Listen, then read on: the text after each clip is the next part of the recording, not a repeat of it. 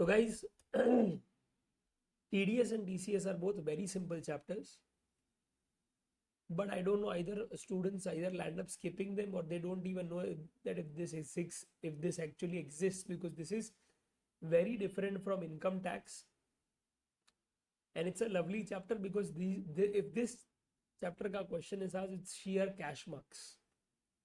माना कुछ नहीं करना है इसके अंदर, दो तीन कंडीशन है, याद रखो, सुलटा लो, खत्म करो, ठीक है। Okay, listen up very well. सबसे पहले जब भी बात करते हैं हम लोग टीडीएस की, we are talking about TDS under section 51 of CGST act, point number 1। Point number 2, full form income tax हो जीएसटी का एक ही है, tax deducted at source. Tax deducted at source, okay. तो यहां पे माय डियर फ्रेंड्स याद रखना, एक सप्लायर है, एक रिसिपेंट, ठीक है। सप्लायर ने क्या किया है, सप्लाई किया गुड्स और सर्विस, और रिसिपेंट देगा उसे कंसिडरेशन। तो आज सप्लायर का सोर्स ऑफ इनकम क्या है, रिसिपिएंट। सप्लायर को पैसा कहां से मिलता है, रिसिपेंट से। तो रिसिपेंट ही क्या है बेटा, उस सोर्स ऑफ इनकम, जो उसका कंसिडरेशन का सोर्स है, वहीं पे टैक्स काट के क्या है, पैसा दे देगा सप्लायर को, ठीक है। That's it, okay. तो टीडीएस में कौन डिडक्ट करेगा, TDS recipient, because he is the source of income for supply, ठीक है। तो वो जब क्या कंसिडरेशन रेमिट करेगा, पेमेंट करेगा, तो पेमेंट करने के पहले उस पेमेंट से एक पोर्शन काटेगा और फिर क्या है, पैसा दे देगा सप्लायर, ठीक है। करेक्ट। क्वेश्चन आता है यहाँ पे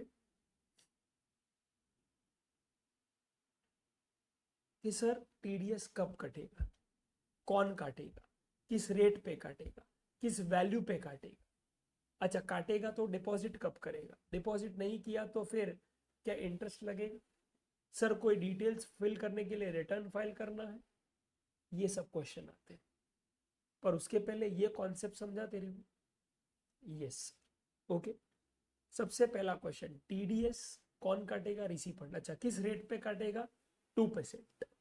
किस पे, 2%। तो आज फॉर एग्जाम्पल 10 लाख का गुड्स का वैल्यू है, ठीक है। जीएसटी रेट है कितना, 18%, 1,80,000।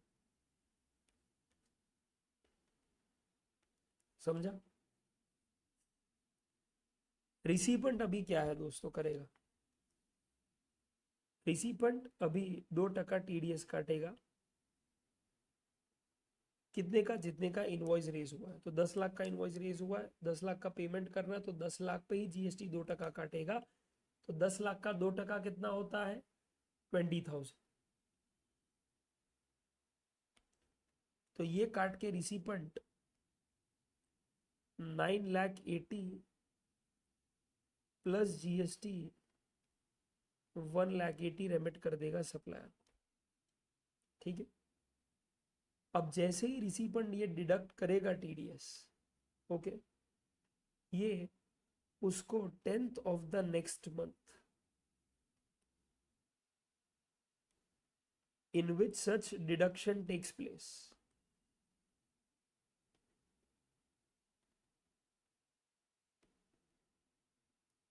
वो जमा कर देगा। तो लेट्स से रिसिपेंट ने टीडीएस कब काटा है, अप्रैल में, तो 10th मई को वो जमा कर देगा। मई में तो 10th जून को वो जमा कर देगा। समझा।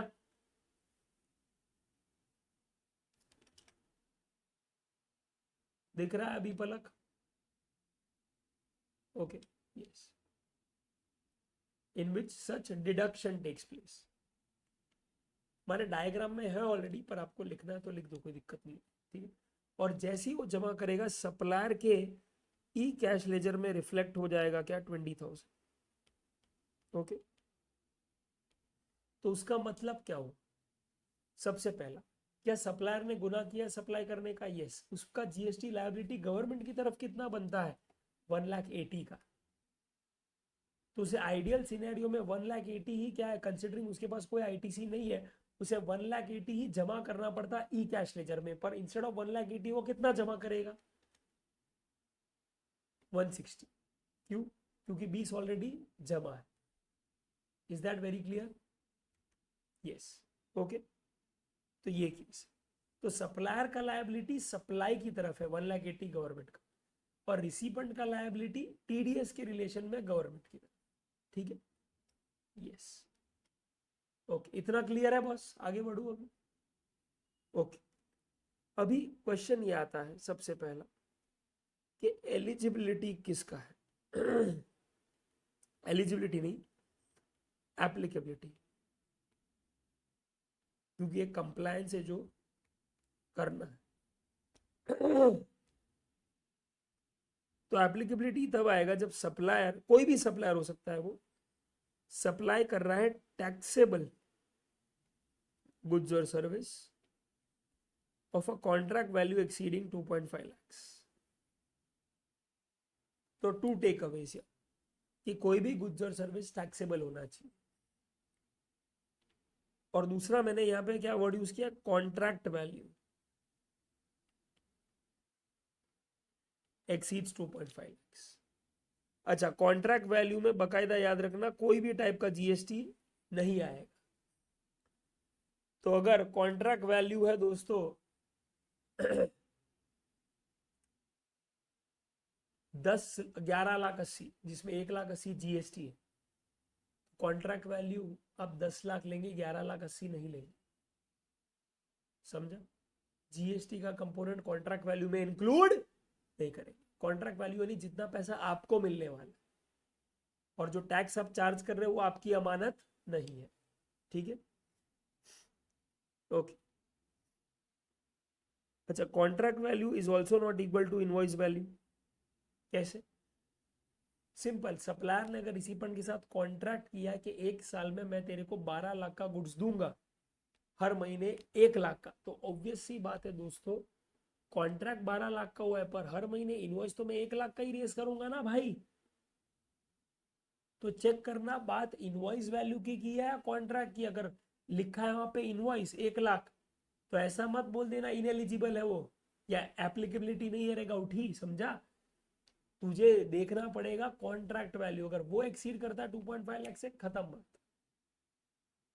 और वो भी किस चीज का? टैक्सेबल सप्लाई ऑफ गुड्स और सर्विस का। इसका तात्पर्य क्या है कि क्या टीडीएस एप्लीकेबल होगा in case of exempt supplies?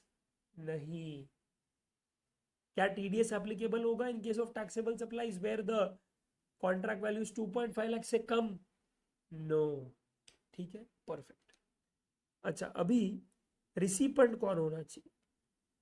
तो गवर्नमेंट ने बोला सिंपल, रिसिपेंट हो जाए कौन? CG, SG, UT, LA. CG, SG, UT, LA government agencies, PSUs, या फिर कोई अथॉरिटी या बॉडी जो या तो पार्लियामेंट ने पास की है, या तो स्टेट लेजिस्लेचर ने, या फिर गवर्नमेंट का उसमें 51% से ज्यादा का स्टेक है। ठीक है, check this. Department of CG, SG, UT, LA, government agencies, authority, board or body set up by either parliament or state legislature or any government in which 51% or more equity or control is with government. Society Registration act के तहत जो society setup किए bye CGSGLA और public sector unit, ये लोग ही क्या है बेटा? टीडीएस डिडक्टर की लिस्ट में आते हैं एज एलिजिबल रिसिपेंट्स। तो रिसिपेंट अगर ये है तो टीडीएस है, अगर नहीं है तो टीडीएस नहीं है। समझा? तो उसका मतलब मिस्टर एक्स ने अगर रिलायंस इंडस्ट्रीज को गुड्स या सर्विस दिया है 1,000 करोड़ का, तो क्या टीडीएस आएगा उसमें? नहीं हनी। रिसिपेंट कौन है? रिलायंस है ना भाई। और अपने को कौन चाहिए? गवर्नमेंट। समझा? यस, रिसिपेंट गवर्नमेंट के लोग ही होने चाहिए, दैट्स इट। प्राइवेट एंटिटी हुआ तो टीडीएस नहीं आएगा। Is that very clear? Yes, okay. चलो, तो ये क्लियर हो गया आपको कि एलिजिबल कौन है। तो उसके लिए आप ये सप्लाई का क्या कॉन्सेप्ट देख लो और रिसिपेंट कौन है वो देख लो, ठीक है। और आपने ये निष्कर्ष पे पहुंच गए, ये कंक्लूजन पे पहुंच गए हम लोग, that okay, these are the kind of supplies, these are the kind of recipients. Now what is the thing that needs to be questioned? Very simple. Okay, you know the rate at which TDS is deducted. Now understand the value.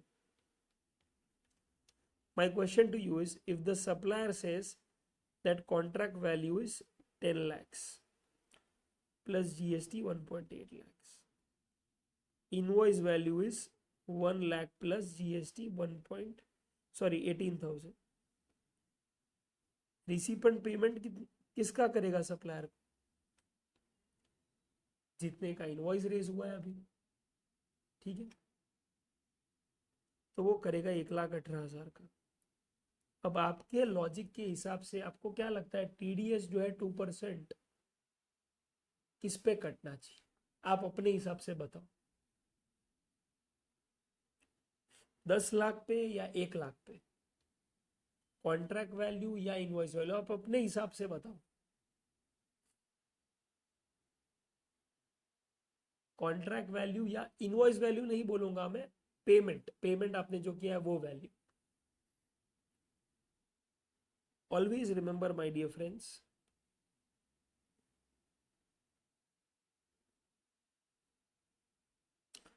TDS आप हमेशा क्या है बेटा, काटोगे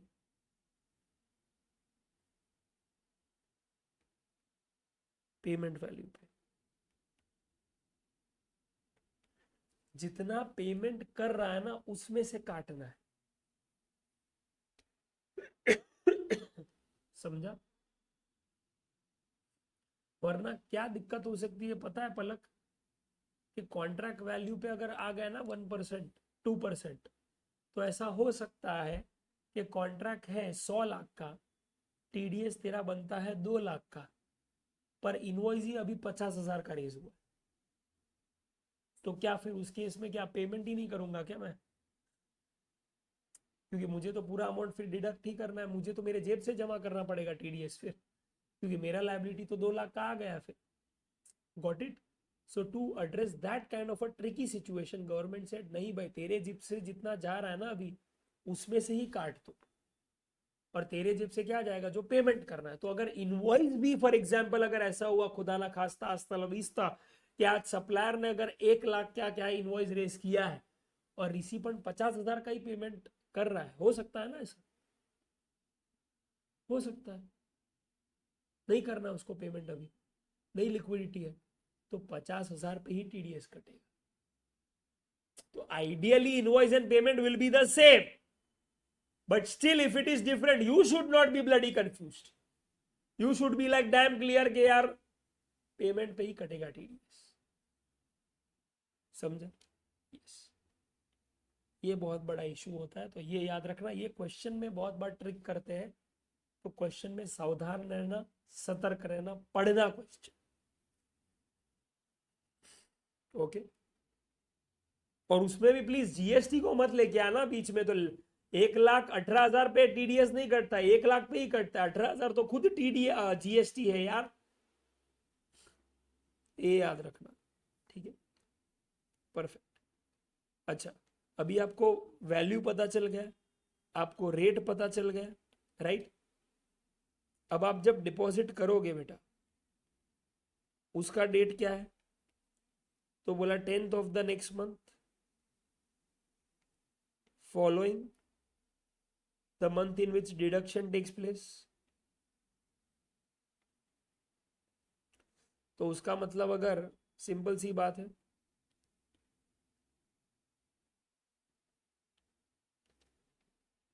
कि अगर deduction आपने किया है टीडीएस का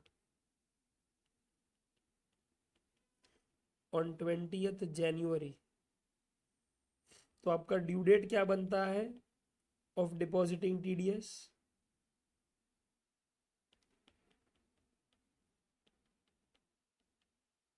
10th ऑफ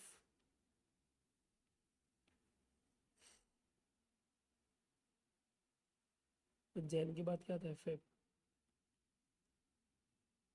और अगर आपका एक्चुअल डेट सेम ही है, अगर 10th ऑफ फेब, तो नो इंटरेस्ट, ठीक है। पर अगर वो 10th ऑफ फेब नहीं है, लेट्स से वो है 10th ऑफ मार्च, तो भैया जो डिलेड डेज है आपके, ठीक है, उस पे डेफिनेटली दोस्तों आ जाएगा क्या, interest at the rate 18% per annum के हिसाब से। Is that very clear? तो कितने डिलेड डेज है, अगर क्या है 29 डेज है इस बार फेब्रुवरी में, तो क्या हो जाएगा, तो 29 में से 10 चले गए तो बचे 19, 19 प्लस 10 हो जाएगा कितना, 29 डेज। तो आज आपका जो वैल्यू है, पेमेंट वैल्यू, वो ले लो टीडीएस का, multiply by 18%, multiply by 29 days, divided by 366 days.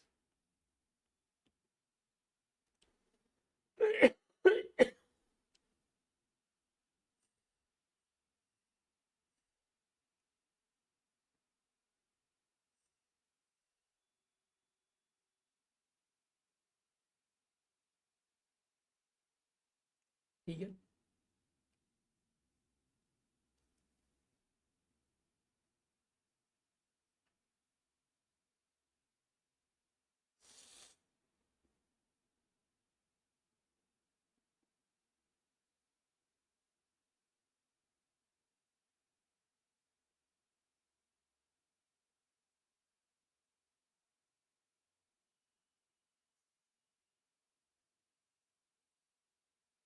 बराबर। अच्छा, याद रखना साथ साथ में आपने टीडीएस सही अमाउंट पे भरा है कि नहीं, उसके लिए आपको डिटेल्स फाइल करना पड़ेगा इन द रिटर्न। और वो रिटर्न का नाम क्या है, GSTR 7। और वो भी कब फाइल करना है, again same due date 10th of the next month, following the month in which deduction takes place, ठीक है। और अगर रिटर्न अगर आपने क्या किया है, लेट फाइल किया है, तो लगेगा लेट फीस, ठीक है। तो ये चीज याद रखना, डिलेड पेमेंट हुआ है तो इंटरेस्ट होगा, डिलेड रिटर्न है तो लेट फी होगा, ठीक है। लेट फी कितना है इसका, 25 रुपया प्रतिदिन, या फिर मैक्सिमम 1000 रुपया, विच एवर इज लो, ठीक है। परफेक्ट। और नेक्स्ट, और एक छोटा सा कंप्लायंस है रिसीपंड के एंड पे, कि रिसीपंड जैसे ही क्या करता है, रेमिट कर देता है ना टीडीएस गवर्नमेंट को, उसे एक टीडीएस सर्टिफिकेट देना पड़ेगा सप्लायर को।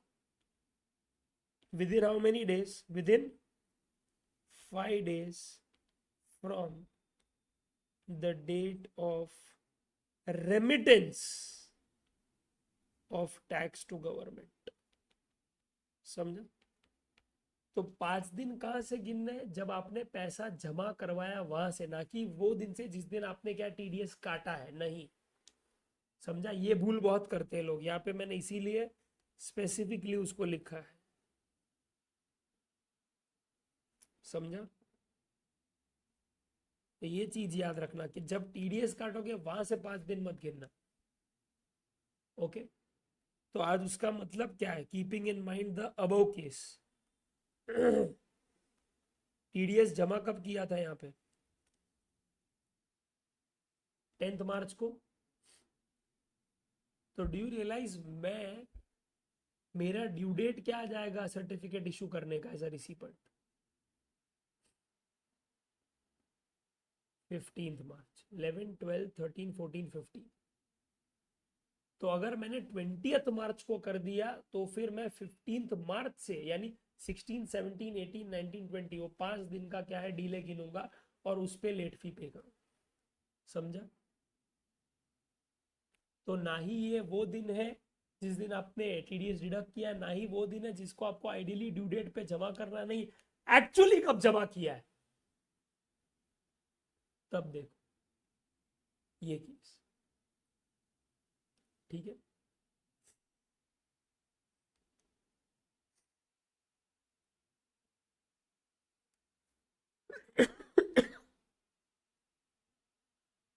Okay, perfect. अच्छा, एक और चीज को याद रखना कि जब आप टीडीएस जमा कर रहे हो, डिपॉजिट कर रहे हो, तो आपको कॉलम दिया जाएगा CGST, SGST, IGST। तो आज ये क्लियरली डिपेंड करेगा वो सप्लाई के नेचर पे कि टीडीएस कहाँ जमा होगा। तो अगर सप्लाई आपका क्या है इंट्रा स्टेट है तो जमा हो जाएगा CGST, SGST में टीडीएस आपका। अगर उसका नेचर है IGST, इंटर स्टेट सप्लाई, तो फिर आपका टीडीएस जमा हो जाएगा आई के अंदर। सिर्फ फर्क इस बात का है, यहाँ पे 1% जमा होगा और यहाँ पे पूरा का पूरा 2%। समझा? तो अगर पेमेंट है 100 1 लाख का फॉर एग्जाम्पल, तो टीडीएस तो 2% कटेगा, ये बात पक्की है, 2,000 रुपये। पर अगर वो इंट्रा है तो यहाँ पे 1,000 वैसे जमा होगा और यहाँ पे पूरा 2,000 जमा होगा, डिपेंडिंग के वो सप्लाई इंट्रा है कि इंटर। ठीक है, परफेक्ट। बस अभी लास्ट पड़ाव पे आ गए हम लोग, कब टीडीएस डिडक्ट करने का सीन ही नहीं आता।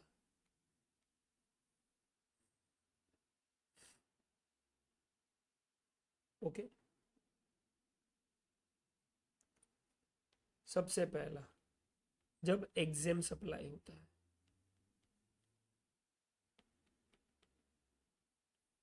ठीक है, परफेक्ट। दूसरा,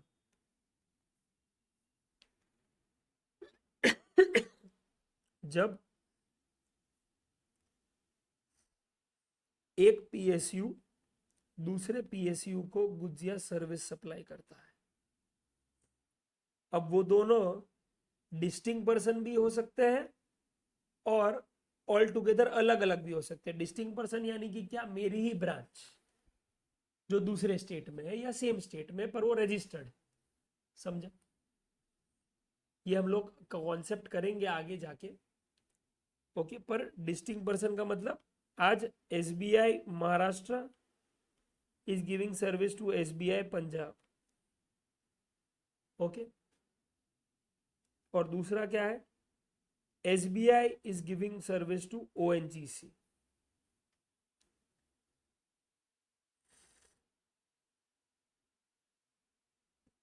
eight the end of the day one PSU is giving service to another PSU। फिर वो या तो अपनी ही क्या कोई ब्रांच हो या फिर क्या ऑल टुगेदर कोई नहीं ही PSU, डजेंट मैटर। यहाँ पे कोई टीडीएस का स्कोप नहीं आएगा, रिसिपेंट कोई टीडीएस नहीं काटेगा। एंड थर्ड, जब ये स्पेसिफाइड रिसिपेंट्स अपनी ही बिरादरी में किसी को सर्विस देते, जैसे कि CG सप्लाई कर रहा है किसको, SG को, PSU सप्लाई कर रहा है CG को, CG सप्लाई कर रहा है कोई गवर्नमेंट एजेंसी को, कोई भी परम्यूटेशन कॉम्बिनेशन निकाल लो आप, डजेंट मैटर। पर क्या हो रहा है यहाँ पे सीन, अपनी ही बिरादरी में जब आप देते हो तो नहीं कटेगा टीडीएस। ओके, ये सब एग्जांपल दिए, आप टेंशन मत लो। ओके, परफेक्ट है बॉस। बस एक छोटा सा कॉन्सेप्ट यहाँ पे रह जाता है, वो क्या है, लेट्स अंडरस्टैंड दैट। ओके, सुनो।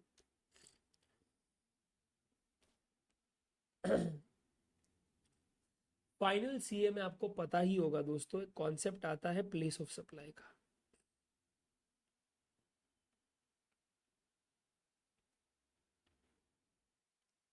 ठीक है, तो प्लेस ऑफ सप्लाई का जो ये कॉन्सेप्ट है माय डियर फ्रेंड्स, उसका मतलब यही है कि एक ऐसा सप्लाई, ओके, जिसका प्लेस एक पर्टिकुलर डेस्टिनेशन है, जो गवर्नमेंट ने अपने अलग अलग सेक्शंस के हिसाब से बोल दिया है कि अगर ये सिचुएशन है तो गुड्स का प्लेस ऑफ सप्लाई ये है, सर्विस का प्लेस ऑफ सप्लाई ये है। महत्व इस बात का है कि भैया प्लेस ऑफ सप्लाई से हमको ये पता चल जाता है कि कौन से स्टेट गवर्नमेंट को जीएसटी मिलने वाला है। समझो? Yes, okay. क्योंकि जिस स्टेट में गुना हुआ है उसी स्टेट को मिलना चाहिए जीएसटी। तो अभी सुनो, अगर लोकेशन ऑफ सप्लायर है और प्लेस ऑफ सप्लाई है, ये दोनों एलिमेंट ही डिसाइड करते हैं कि नेचर ऑफ सप्लाई क्या होता है। समझा? यानी ये दो ट्रांजैक्शन अगर है विद इन द स्टेट या with in the same union territory, ठीक है, with in the same state and same union territory, तो फिर उस सिचुएशन में क्या होगा, उसे बोला जाएगा इंट्रा स्टेट सप्लाई। ठीक है? और अगर वो है in different states, different union territories, या one state and one union territory, तो ये होगा इंटर स्टेट सप्लाई। ठीक है? Yes, okay. ये बेसिक कॉन्सेप्ट है कि आज मैं कभी भी एलओएस और एलओआर नहीं देखूंगा, लोकेशन ऑफ सप्लायर और लोकेशन ऑफ रिसीवर नहीं देखने वाला। मैं हमेशा फोकस करूंगा किस पे, सप्लायर कहाँ है और गुना कहाँ हुआ है, दैट्स इट। मैं सिर्फ ये देखूंगा, और ये देख कर ही क्या है, मैं ये फिगर आउट कर लूंगा कि भैया नेचर क्या है ये सप्लाई का, इज इट इंट्रा और इज इट इंटर। ओके, तो अगर ये महाराष्ट्र है, ये भी महाराष्ट्र है, तो भैया लग जाएगा इंट्रा सीजीएसटी एसजीएसटी, राइट।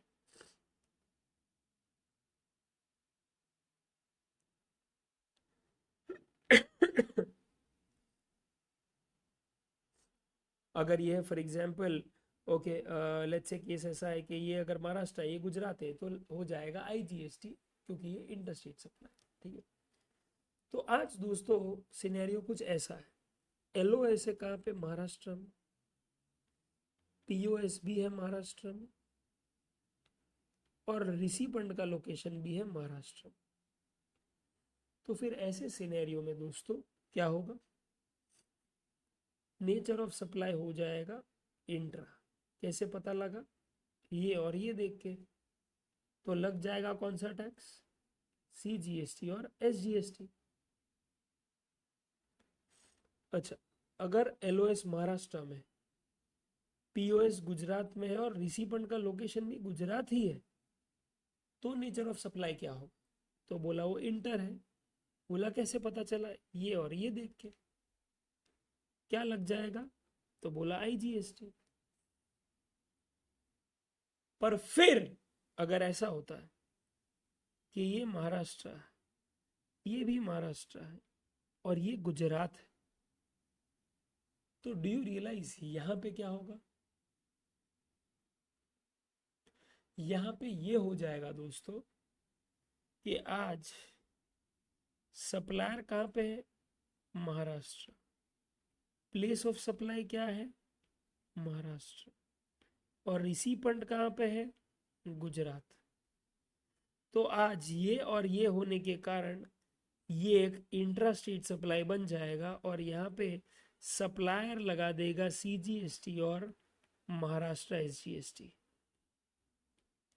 जबकि रिसीवेंट जिस स्टेट में है वो है गुजरात, वो है गुजरात। सर कैसे हो सकता है, ये हो सकता है, फॉर एग्जाम्पल मैं एक आर्किटेक्ट हूं जो आर्किटेक्ट सर्विस दे रहा है अदिति को, तो लोकेशन ऑफ सप्लायर क्या आ गया, Maharashtra. Place of supply Maharashtra कैसे है, बिकॉज अदिति की जो इमूवेबल प्रॉपर्टी है वो है महाराष्ट्र में, और service in relation to immovable property जो है, जो in this case architect service है, उसका प्लेस ऑफ सप्लाई 12(3) सबसेक्शन के तहत आता है क्या, that place where the immovable property is situated. तो जहां इमूवेबल प्रॉपर्टी है वहीं पे आपने जो सर्विस इमूवेबल प्रॉपर्टी के रिलेशन में दी है उसका लोकेशन वही होगा जहां पे वो इमूवेबल प्रॉपर्टी लोकेटेड है, और इसीलिए आएगा महाराष्ट्र। पर रिसिपेंट जो है वो तो रजिस्टर्ड इन गुजरात, तो होगा ये कि ये तो चार्ज कर देगा CGST Maharashtra SGST because intra है। पर ये बंदा जो है वो तो गुजरात में है, तो उसको अगर बोल दिया कि नेचर ऑफ ट्रांजैक्शन इंट्रा है, तो वो तो क्या कर देगा, जो TDS काटा है उसने उसको 1% CGST जमा कर देगा CG के पास, और 1% गुजरात SGST जमा कर देगा गुजरात SG के पास, क्योंकि समझो वो तो गुजरात में रजिस्टर्ड है ना भाई, तो वो तो जो TDS है वो गुजरात SGST का गुजरात स्टेट गवर्नमेंट में ही तो जमा करेगा भाई। तो होगा क्या पता है पलक, होगा ये अदिति कि रिसिपेंट ये जमा तो कर देगा, रिसिपेंट ये जमा तो कर देगा, पर सप्लायर कौन से स्टेट में है, महाराष्ट्र। तो सप्लायर के ई कैश लेजर में ये अमाउंट दिखेगा ही नहीं, क्योंकि वो रजिस्टर्ड किसके साथ है, महाराष्ट्र के साथ, सप्लायर। और रिसिपेंट ने जमा किया किसके साथ, उसकी गवर्नमेंट के साथ, और वो कहाँ रजिस्टर्ड है, गुजरात में, तो उसने जमा कहाँ किया है, गुजरात स्टेट गवर्नमेंट के साथ। तो इससे सप्लायर भड़क जाएगा ये बोल के कि भैया पहले तो TDS काटता था, जमा करता था, मेरे ई कैश लेजर में आता था, तो मुझे कोई दिक्कत नहीं था, क्योंकि देर सवेर वो पैसा मेरे पास आ जाता। पर अब तो वो पैसा ही मेरा ई कैश लेजर में नहीं आ रहा, मेरे को उसको एक्सपेंस आउट करना पड़ेगा, तो ये मैं कतई मंजूर नहीं करूंगा, क्योंकि मेरा मार्जिन ही है 2% का, तू 1% उसमें से काट रहा है, तो मेरी तो बैंड बच जाएगी। कैसे तू मेरा ही पैसा मुझसे ले रहा है यार, पूरा कंसिडरेशन क्यों रेमिट नहीं होने दे रहा है, नॉनसेंस, मुझे नहीं चलेगा। और सिंस ये कॉन्सेप्ट सही नहीं लगा इंडस्ट्री को, गवर्नमेंट ने भी इंडस्ट्री वालों का साथ दिया और बोला ऐसे सिचुएशन में जहां पे location of supplier and place of supply are in one state and location of recipient is in another state, right?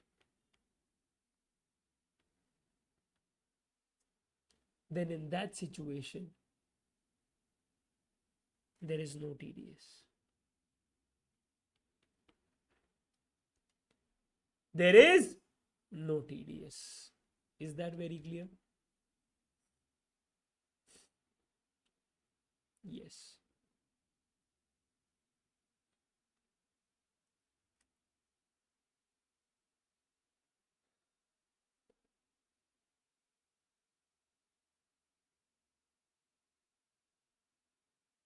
Yes, Shopee, a registered supplier of Jaipur, is engaged in supply of various goods and services exclusively to government department, agencies, local authority and persons notified under section 51. You are required to briefly explain the provision related to TDS under section 51. GST का rate है यहाँ पे 12%, ठीक है। चलो, supply of computer stationery to PSU located in Mumbai, total contract value 2,72,000, GST का rate यहाँ पे 12% है, जस्ट फॉर योर इंफॉर्मेशन। बताओ फटाफट से यहाँ पे कि TDS लगेगा कि नहीं लगेगा। 272 को डिवाइड किया आपने 112 मल्टीप्लाई बाय 100 से, हाँ, नॉनसेंस।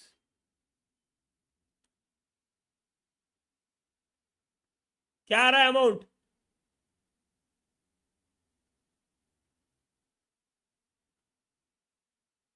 तो फिर यस, अरे अभी ये सिखाना पड़ेगा क्या गाउठी कि इंक्लूसिव है तो क्या करना है अभी लाइफ में, आ रहा है कि नहीं कुछ 2.4 जैसा amount, 242857 which is less than 2,50,000, नहीं होगा यार, नहीं आएगा TDS। याद रखना, जब ये 2,50,000 के आसपास 10-20 हज़ार के रेंज में अगर आ रहा है कोई, तो सबसे पहले यही दिमाग लगना चाहिए आपका, there is a good chance के ना हो। Next, supplier of air conditioner to GST department in Delhi. तो आप जयपुर में हो और आपने कुछ भेजा है दिल्ली, ठीक है, 2,55,000 एक्सक्लूसिव ऑफ जीएसटी। अभी देखो, ये भी देखो बराबर से, यहाँ पे फिर डिवाइड करना चालू मत कर देना, कहाँ मल्टीप्लाई करना है डिवाइड करना है देख लेना आप। यहाँ पे है एप्लीकेबल, यस, व्हाई नॉट। अच्छा है कि नहीं, आप एप्लीकेबल है कि नहीं, उसके लिए प्लीज़ आप क्या है, कृपया करके एक छोटा सा चेकलिस्ट अपनाओ। पहले ये देख लो टैक्सेबल सप्लाई है कि नहीं, फिर ये देख लो टैक्सेबल सप्लाई का 2.5 लाख एक्सीड हो रहा है कि नहीं, उसमें इंक्लूसिव और एक्सक्लूसिव जीएसटी का पार्ट देख लो आप। फिर आप ये देख लो कि भैया नो टीडीएस वाले केसेस में से आ रहा है कि नहीं, लेट्स से एग्जाम सप्लाई है, या फिर वो पीएसयू के बीच में चल रहा है कुछ, या स्पेसिफाइड रिसिपेंट को दे रहा है, या फिर जनरली मेरे हिसाब से ये बहुत आता है LOS POS in one state and LOR in another state. तो ये चेकलिस्ट ऐसे रखना, तो आप कभी भी क्या है गलत नहीं जाओगे, आप कोई स्टेप मिस नहीं करोगे, आपको पक्का क्या है आइडिया हो जाएगा कि भैया करेक्ट टीडीएस क्या आपने सब एंगल्स देख लिए, ठीक। Supply of air conditioner to GST department located in Delhi, okay, तो आप जयपुर में थे, ठीक है, आपने उसको माल बेचा है दिल्ली में, ठीक है। तो यहाँ पे मैं आपके लिए बता दूं, LOS is in Jaipur, okay, POS yes Delhi, because movement of goods का टर्मिनेशन दिल्ली में हो रहा है, रिसिपेंट भी जो है दोस्तों वो कहाँ का है, दिल्ली का है। तो यहाँ पे लग जाएगा IGST, because LOS and POS are in different states, okay. और 2,55,000 है टैक्सेबल सप्लाईज है, ओके। तो डेफिनेटली यहाँ पे 2,55,000 का 2% जो भी होगा वो आपको आईजीएसटी जमा कर देना है, दैट इज 5,100, ठीक है। And last is supply of generator renting service to municipal corporation of Jaipur, total contract value 3,50,000। तो यहाँ पे एलओएस जयपुर है, पीओएस, ओके। तो आज यहाँ पे supply of generator renting service to municipal corporation, ये भी जयपुर ही है। रेंटिंग ऑफ गुड्स का सर्विस आप समझ लो 12(2) में ही आएगा। एन एल ओ आर भी क्या है, रिसिपेंट भी कहाँ पे है, जयपुर में ही है। तो इंट्रा स्टेट सप्लाई हो जाएगा, सीजीएसटी एसजीएसटी के फॉर्म में टीडीएस डिडक्ट होगा, क्योंकि 3,50,000 का अगर 12% भी आप निकाल दोगे तो 2,50,000 के ऊपर ही रहेगा। तो क्या टैक्सेबल सप्लाई है, यस। 2,50,000 है, यस, उससे ज़्यादा। और ये नो टीडीएस वाले में भी कहीं नहीं आता है, सिंपल 1% लग जाएगा, 1% टीडीएस कट जाएगा दोनों का, ठीक है। बट याद रखना 3,50,000 पे नहीं काटोगे आप, ठीक है, 3,50,000 में से निकालोगे अमाउंट, और जो अमाउंट आएगा वो ले लोगे, ठीक है। Is this very clear? ये बताओ क्या होगा।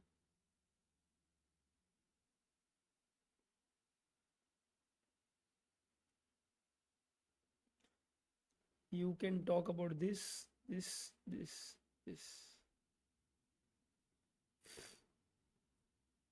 this and this, बताओ क्या होगा।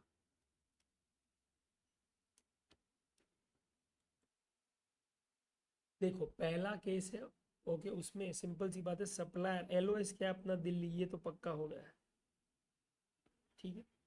फिर देखेंगे पीओएस और एलओआर, तो वो हर सिचुएशन के हिसाब से चेंज होते जाए, ठीक है, अक्टूबर का महीना है। Okay, supplier of stationery to fishery department Kolkata. तो आज सप्लाई हो रहा है, मूवमेंट ऑफ गुड्स हो रहा है, तो 10(1)(a) के हिसाब से इसका प्लेस ऑफ सप्लाई क्या आ जाएगा, that place the movement of goods terminates. और इसी पर जो फिशनरीज डिपार्टमेंट है वो भी कहाँ पे है, कोलकाता। तो ये भी कोलकाता, ये भी कोलकाता। Okay, correct.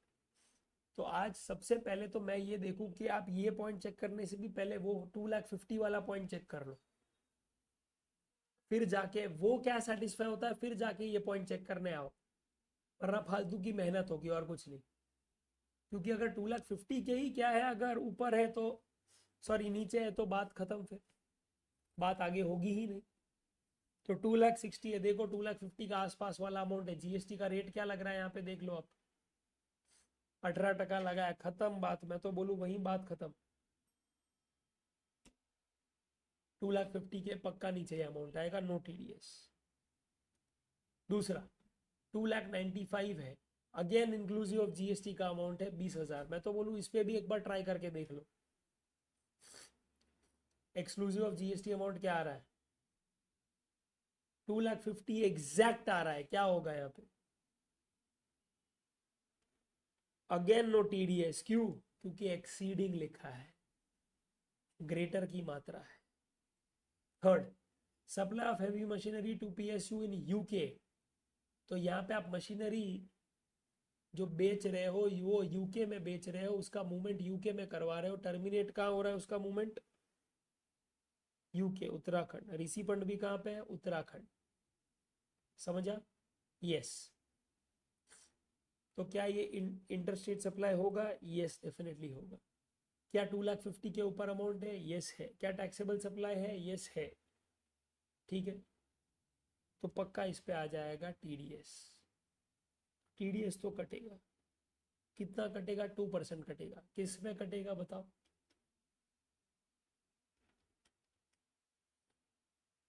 किस पे कटेगा,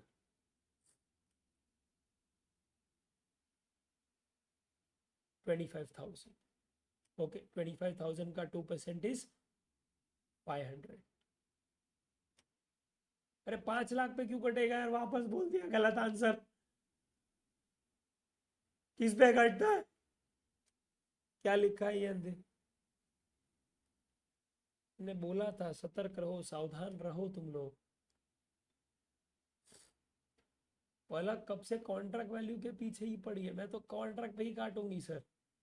इतना लॉजिक वॉजिक दिया तेल लगाने का सर, कॉन्ट्रैक्ट तो कॉन्ट्रैक्ट बोल दिया ना, बस कह दिया। तो अलग ही स्वैग में चल रही है वो तो। ओके, नेक्स्ट, समझा। चल अभी ये आ जाओ, फोर्थ वाले पे आ जाओ।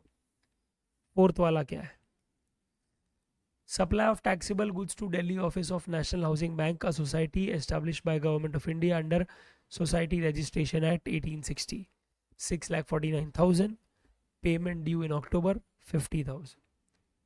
सबसे पहले 2,50,000 के ऊपर है, यस। टैक्सेबल सप्लाई है, यस। ओके, तीसरा अभी ये बता दो, एलओएस कहाँ पे इसका, दिल्ली। पीओएस कहाँ पे है, तो आपको दिख रहा है यहाँ पे, कहाँ भेजा है आपने, दिल्ली ऑफिस, यानी कि टर्मिनेट कहाँ मूवमेंट हुआ है, दिल्ली। रीसी फंड भी कहाँ पे है, दिल्ली। तो आज इंट्रा स्टेट सप्लाई हो जाएगा ये, यहाँ पे बकायदा टीडीएस कटेगा, ये बात पक्की है। और वो पकेगा इन द फॉर्म ऑफ, वो कटेगा in the form of CGST 1%, SGST 1%। अब वैल्यू आप मुझे बताएंगे।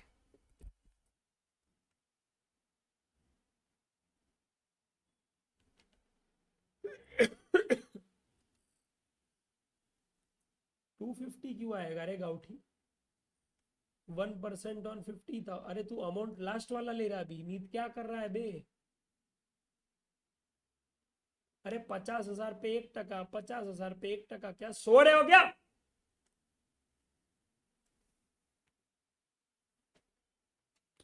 तो बाल आज सेट क्यों नहीं हो रहा मेरा। ओके, ठीक है। तो 500 रुपया, 500 रुपया अगेन, सीजीएसटी एसजीएसटी। समझा क्या। चल अभी ये वाला बता, माँ कसम ये वाला ऑलरेडी डिस्कस किया। ओके, इंटीरियर डेकोरेशन करवा रहे हो आप आंध्र भवन का, जो दिल्ली में लोकेटेड है, पर ये बंदा जिसको सर्विस दे रहा है वो है Andhra Pradesh government, which is registered in Andhra Pradesh. Okay, तो मुझे बताओ एलओएस क्या है। तो आप एलओएस हो तो आप तो दिल्ली में ही हो बेटा, वो तो फिक्स ही रहेगा। प्लेस ऑफ सप्लाई क्या आएगा यहाँ पे? तो is this a service which is in relation to immovable property? Yes. तो वहाँ पे प्लेस ऑफ सप्लाई क्या बोला था मैंने आएगा? लोकेशन ऑफ इमोल प्रॉपर्टी 12(3) के हिसाब से। यस। तो वो क्या है? तो वो दिल्ली है, पर इसी पर रजिस्टर्ड कहाँ है? बोला आंध्र प्रदेश। अब एलओएस और पीओएस दोनों कहाँ पे है? एक स्टेट में है, स्टेट ए, और ये है स्टेट बी में। क्या टीडीएस कटेगा? नहीं। फाइनली अच्छा आंसर आया, नहीं कटेगा टीडीएस। समझा? ओके, सिक्स्थ वाले पे आ जाओ आप।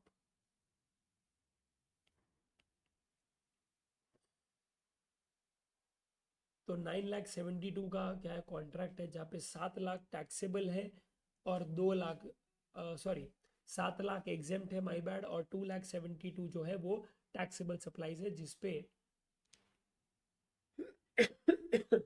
बात कर रहे हैं हम लोग 9,72,000 की। ठीक है, तो 9,72,000 में ऑब्वियसली क्या बात है कि जो टैक्सेबल सप्लाई ऑफ गुड्स है वो तो क्या है, इंक्लूसिव ऑफ जीएसटी ही होगा। ओके, तो सबसे पहले बेटा 7 लाख की बात करें तो उस पर तो सिंपल सी बात है, वो तो कंसिडर ही नहीं करेंगे हम लोग। तो बचा 272। तो 272 का क्या है, आप 18% बाहर निकाल लो और देखो जरा 2,50,000 के नीचे आता है या ऊपर? नीचे आता है। और इसीलिए अगेन, भले बड़ा अमाउंट लग रहा है पर बेटा क्या है, नहीं लगेगा टीडीएस। आप बाइफरकेट कर देना उसमें, एग्जाम कितनी है, टैक्सेबल कितनी है, और टैक्सेबल को ही फोकस रख के क्या उसमें से निकाल दो जीएसटी, और आपको अमाउंट अगर क्या 2,50,000 के नीचे आता तो उस पर भी नहीं कटेगा टीडीएस। ठीक है। सेवेंथ वाला मैं आपको बता दूं कि ये क्या सर्विस है, maintenance of street light in municipal area. Basically ये सर्विस में ओके, आपने कॉन्ट्रैक्ट लिया था मेंटेनेंस ऑफ स्ट्रीट लाइट का, किसके साथ? म्युनिसिपल कॉर्पोरेशन ऑफ दिल्ली, यानी लोकल अथॉरिटी के साथ, जहाँ पे आप जो वर्क्स कॉन्ट्रैक्ट सर्विस दे रहे हो, जो कंपोजिट सप्लाई दे रहे हो, जहाँ पे गुड्स भी है और सर्विस भी है। पर याद रखना, गुड्स का कंपोनेंट जो है, जो उसके स्पेयर पार्ट्स है, जो लाइट्स है, जो आप रिप्लेस करने वाला हो, is not more than 25% of the value that you are quoting. और ये फंक्शन आर्टिकल 243W में है, और ये एंट्री नंबर 3A में एग्जेम्प्ट है। ठीक है, ये एंट्री नंबर 3A में एग्जेम्प्ट है, ये सर्विस जो दी है ना वो ही एग्जेम्प्ट है। तो क्या होगा बताइए? No TDS. Is that very clear my dear friends? Yes sir. तो या तो ये लोग क्या गेम खेलेंगे सब में, इंक्लूसिव एक्सक्लूसिव पे गेम खेलेंगे, तो सतर्क रहना। 2,50,000 पे खेलेंगे, एग्जाम टैक्सेबल पे खेलेंगे, रिसिपेंट क्या प्राइवेट एंटिटी शायद बोल दे है, रिसिपेंट पे खेल सकते हैं, या फिर लास्ट में क्या कर सकते हैं, एलओएस, पीओएस, एलओआर पे खेल सकते हैं। दैट्स इट, और कुछ नहीं है। तो दायरा बहुत सीमित है इसका, पकड़ के रखेगा प्रोविजन तो कोई दिक्कत नहीं आएगी। ठीक है।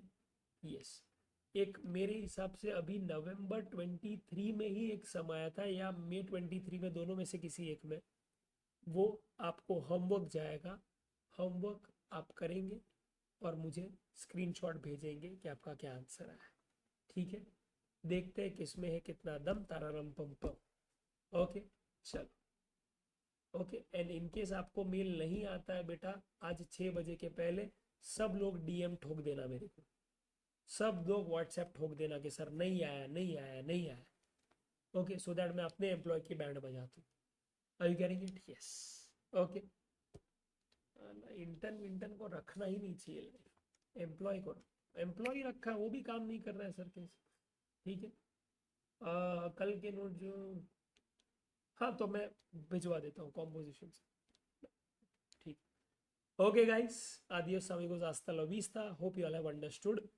Yes, that marks us with another great achievement, my dear friends. What is that? Of कितने 27 topic of GST. We are done with what? One less. Okay. Lovely. ठीक, sure.